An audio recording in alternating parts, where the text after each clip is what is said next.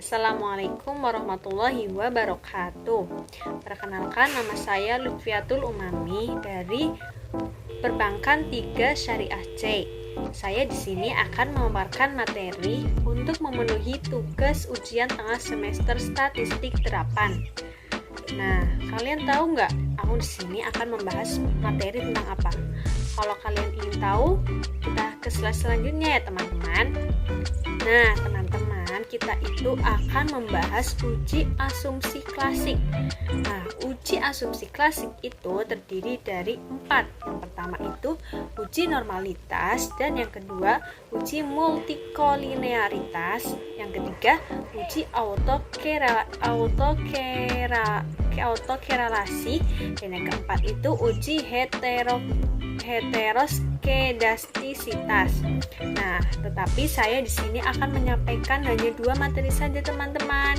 Nah, yang pertama itu uji normalitas, dan yang kedua itu uji multikolinearitas. Nah, kita masuk pada materi yang pertama ya teman-teman. Pertama-tama kita harus tahu uji asumsi klasik. Uji asumsi klasik adalah analisis yang dilakukan untuk menilai apakah di dalam sebuah model regresi linear ordinary least square atau OLS terdapat masalah-masalah asumsi klasik.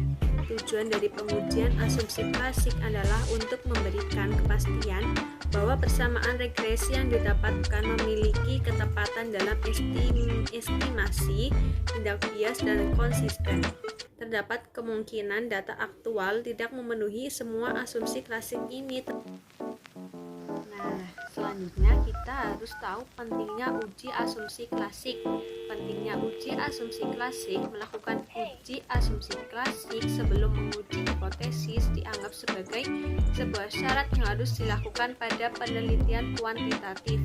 Apabila hasil asumsi klasik ternyata tidak sesuai dengan apa yang kita harapkan, maka timbul berbagai reaksi yang beragam. Ada beberapa reaksi yang dianggap kurang tepat dalam menanggapi kejadian tersebut, yaitu dengan memanipulasi data agar hasil uji asumsi klasik dapat sesuai dengan yang diharapkan.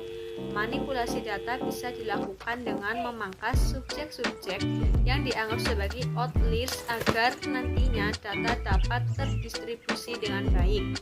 Kalaupun ternyata hasil uji asumsi tidak sesuai dengan yang diharapkan, nah kesimpulannya itu hasil analisisnya pun tidak selalu invalid. Membiarkan data apa adanya lebih baik daripada memanipulasi data sedemikian rupa yang pada akhirnya menjerus pada kebohongan data. Jadi kita tidak boleh bohong ya teman-teman.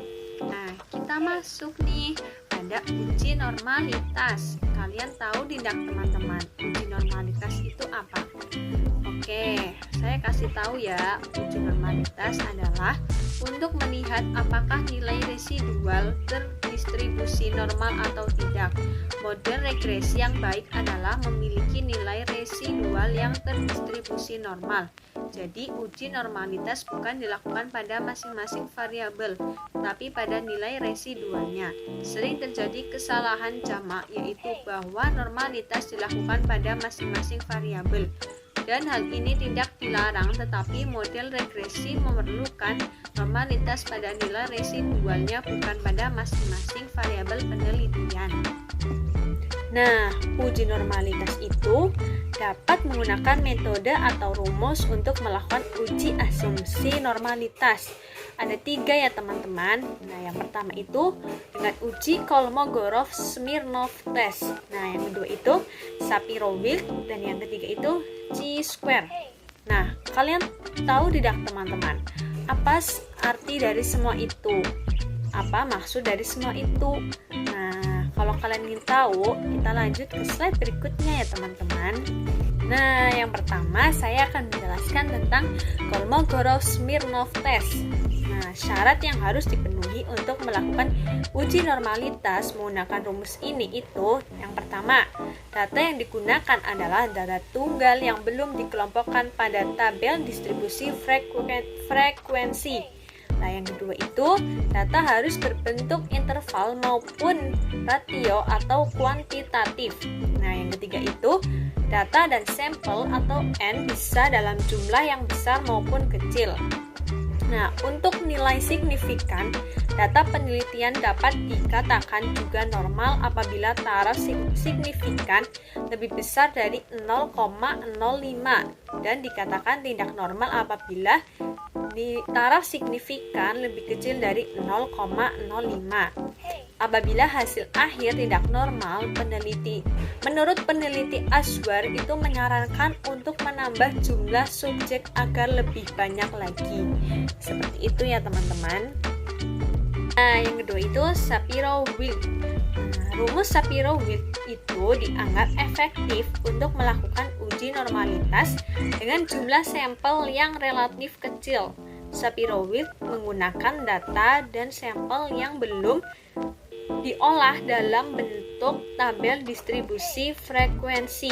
Langkahnya itu urutkan data atau sampel, kemudian bagi menjadi dua bagian, dan selanjutnya dapat dianalisis dengan rumus Shapiro-Wilk ini. Nah, cara membaca hasilnya itu dengan melihat nilai Shapiro-Wilk dan tingkat signifikannya. Jika signifikasi lebih dari 0,05 maka data dianggap normal, dan jika kurang dari 0,05 maka data dianggap tidak normal. Nilai Shapiro-Wilk ini dapat dilihat dari variabel yang ditunjukkan pada software SPSS Chi-square. Chi-square itu metode ini sering digunakan pada proses uji asumsi, yaitu untuk mengetahui uji normalitas data. Data dan sampel harus dikelompokkan dalam tabel distribusi frekuensi. Lalu rumus efektif ini untuk jumlah data yang cukup besar, yaitu lebih dari 30 sampel. Karena data telah terdistribusi, maka cara untuk mengetahui nilai signifikasinya adalah dengan membandingkan tabel. Dan nantinya akan muncul dua nilai, yaitu X2 hitung dan X2 tabel. Apabila nilai X2 hitung kurang dari nilai X2 tabel, maka data dianggap normal. Dan sebaliknya, jika data X2 hitung lebih dari X2 tabel, maka data tidak normal. Nah, selanjutnya itu yang terakhir, uji multikolinearitas. Uji multikolinearitas adalah untuk melihat ada atau tidaknya korelasi yang tinggi antara variabel-variabel bebas dalam suatu model regresi linear berganda.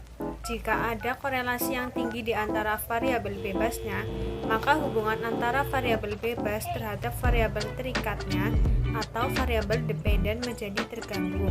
Tujuan uji multikolinearitas adalah untuk mengetahui apakah terdapat korelasi di antara sejumlah variabel independen tersebut. Variabel dependen atau variabel terikat adalah variabel yang akan dipengaruhi karena keberadaan variabel dependen akan dipengaruhi oleh variabel-variabel lainnya. Sementara variabel independen adalah variabel yang bersifat mempengaruhi, yang nantinya akan menjadi penyebab timbulnya sebuah variabel dependen. Nah, untuk selanjutnya itu ada beberapa alternatif cara untuk mengatasi masalah multikolinearitas. Yang pertama itu ada mengganti atau mengeluarkan variabel yang mempunyai korelasi yang tinggi.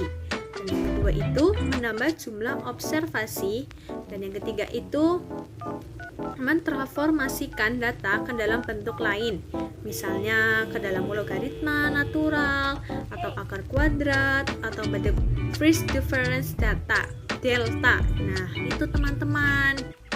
Sekian materi dari saya teman-teman.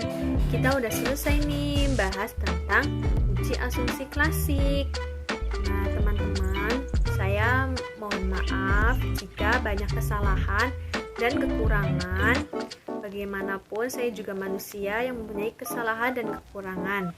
Saya mohon maaf ya teman-teman, dan semoga materi pada hari ini bisa bermanfaat untuk kita semua dan bisa dipahami dengan mudah oleh teman-teman semua. Kurang lebihnya mohon maaf. Wassalamualaikum warahmatullahi wabarakatuh.